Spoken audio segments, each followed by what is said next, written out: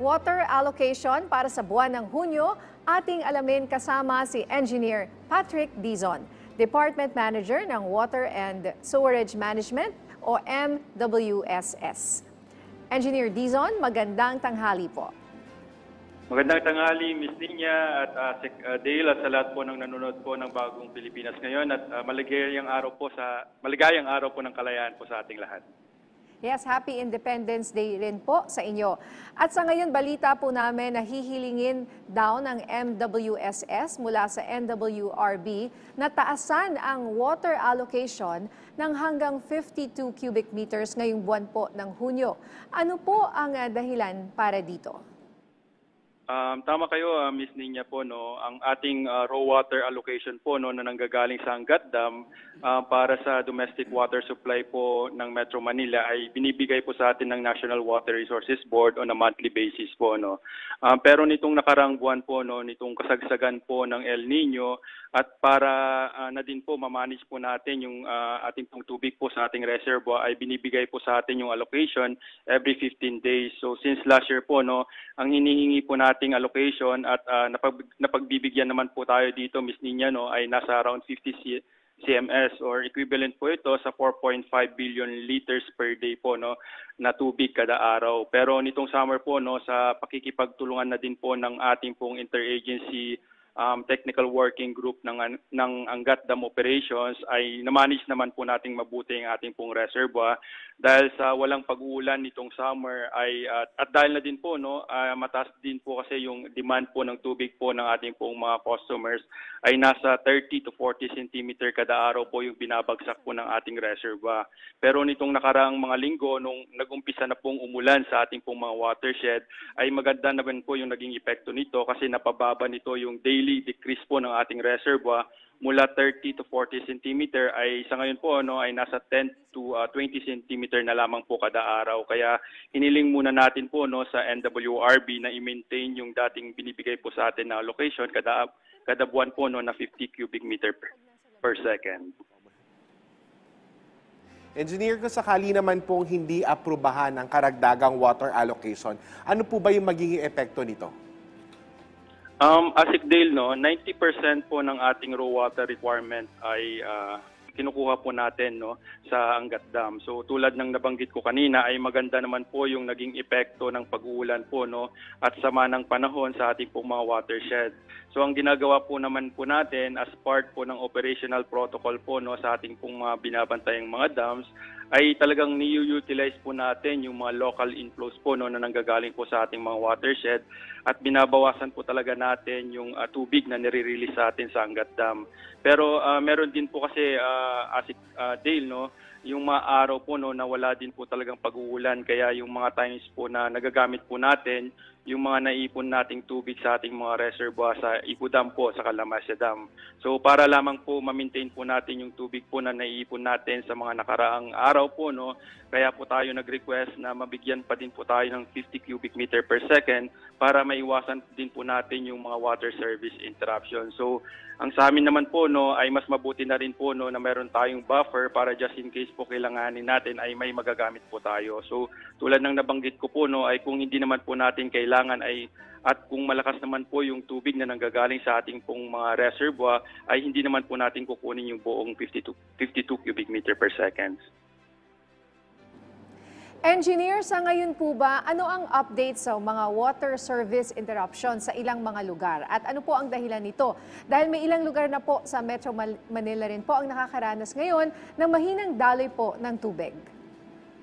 Ms. Ninya, part po ng responsibilidad po, no, ng ating pong mga konsesyonaryo base po sa aming pong pinirmahang concession agreement ay i-ensure po, no, na continuous po yung sinusupply ng tubig po, no, 24/7. Kaya patuloy din po ang mga ginagawang mga aktibidad tulad ng pag-repair ng mga leaks maintenance po ng mga planta at mga pump station, pagpapalit po ng mga tubo at mga iba't ibang maintenance activities po. So itong mga activities po na ito, para magawa po namin ng mabuti ay kailangan po talaga po nating patayin muna yung mga linya po ng tubig. Pero ang naging usapan naman namin po ay dapat on a limited number of hours lamang po para hindi po maging inconvenient po sa ating pong mga kababayan. So itong mga aktibidad po na ito ay regular naman po nating ginagawa para mapabuti po natin lalo yung ating pong serbisyo po sa ating pong mga kababayan. Engineer, ayon sa huling tala, kumusta po ang level ng tubig sa Angat sa ngayon? Sapat pa rin po ba ito para maiwasan ang posibleng water service interruption? Actually, sa ngayon, Asikdale po ay nasa 177.89 meters na po yung ating pong Angat Reservoir. Though mababa pa po ito, Asikdale, ay hindi naman po natin ito nakikitang abutin yung ating pong tinatawag po na critical level na 160 meters, which is na-experience po natin ito nung kasagsagan po ng El Nino noong 2010. So sa ngayong elevation po, Asikdale po, ay sapat pa naman po ito dahil meron po tayong mga nakukuhang tubig po na nanggagaling po sa pag-uulan po sa ating pong mga watershed. Pero maliban na rin na lamang po, Asikdale po, kung mayroong mga scheduled or mga emergency repairs po na kailangan pong gawin, na regular naman pong ginagawa po sa ating pong mga sistema. Sa kasalukuyang level po ng ating mga dam matapos ang pag-ulan, nakakabawi na po ba tayo mula sa naging epekto po ng El Nino sa bansa?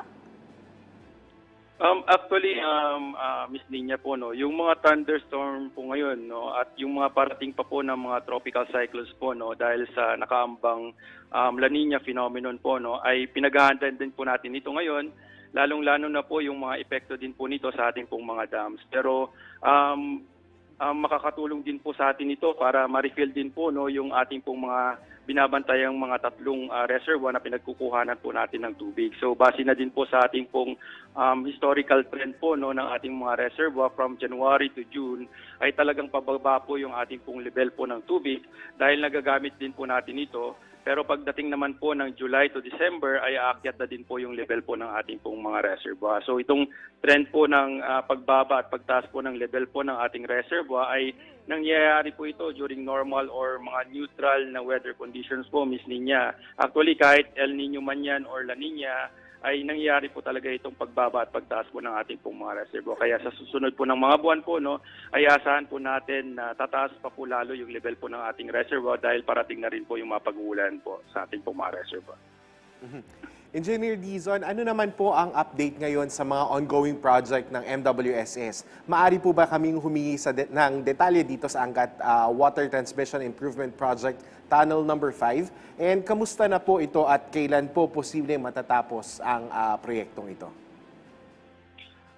Asikdale, ang Angat Water Transmission Improvement Project o yung tinatawag po naming Tunnel number 5 project ay isa sa mga water security pillars program po ng MWSS. As part din po ito ng ating pong re-engineering of our existing water conveyance system mula Ipo Dam at Lamesa Dam at na isa po sa mandato po ng MWSS. So sa ngayon po, Asikdale po ay meron na tayong 5 conveyance tunnel na atin pong ginagamit. At ang pinakaluma dito ay nakonstruct pa namin noong 1930s. So itong mga tunnels na ito ay ginagamit natin para madala po natin yung tubig po na nire-release mula ang Angat Dam to Ipo Dam at papunta po sa Lamesa Dam at sa mga water treatment plants po natin dito sa Quezon City. So inumpisahan po nating i-construct itong tunnel na ito noong January 2022 para gawin po yung 4.3 meter diameter at 6.4 kilometer po na haba po ng tunnel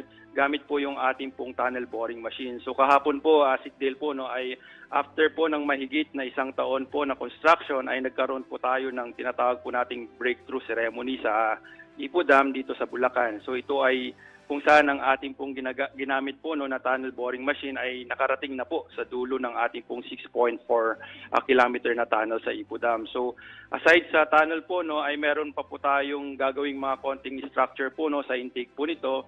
So after po nating matapos po ito by March 2025 ay makakapagpadaloy po tayo dito ng around 19 cubic meter per second or equivalent po ito sa 1.6 billion po no, na litro ng tubig kada araw sa ating pong mga planta. So dahil sa mga proyektong ito, ASIC deal ng MWS ay ma-ensure po natin na magkakaroon po tayo ng stable at reliable po na supply kung magkakaroon man tayo ng matinding lindol at hindi inasahang mga sakuna.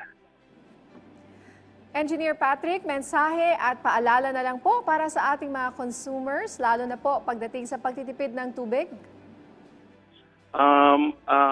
Tayo po no, sa MWSS, sa gobyerno, katulong yung ating pong mga pribadong konsesyonaryo ay patuloy po no, na gumagawa po ng mga proyekto para mapabuti pa natin po lalo yung ating pong serbisyo po sa ating pong mga kababayan. So tulad nga po ng nabanggit ko po lagi po no, ay hindi po kaya ito ng ang MWSS lamang, kaya kailangan po natin yung pakikipagtulungan ng ating pong mga kababayan, lalong-lalo na po no, sa responsableng paggamit po ng tubig. So sa ngayon po no, ay nakakaranas po tayo ng pag-uulan. So mostly mga hapon po yan.